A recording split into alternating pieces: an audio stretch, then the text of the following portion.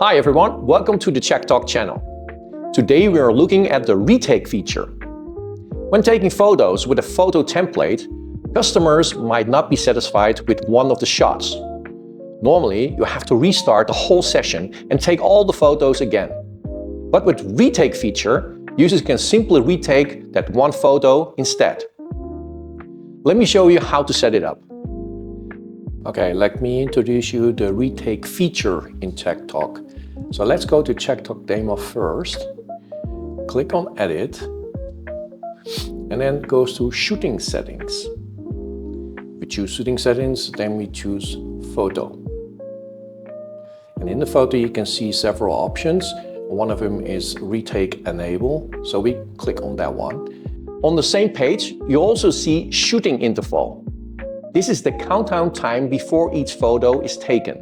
Next is Preview Duration. This controls how long the photo stays on screen after it's taken, so users can decide whether to keep it or tap Retake. And then we can choose the Preview Duration or the Shooting Interval. Let's put this on, 3 seconds is good. And this one, also, let's put it on 3. All right, so now we go back, save all these settings here. So let's take a photo. And then you can see like a timer is coming for the first photo.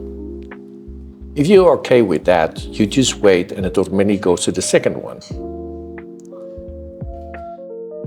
If you don't want to wait, you can also click Next. But if you don't like it, you just click Retake. 3, 2, 1. Ready. 3, 2, 1.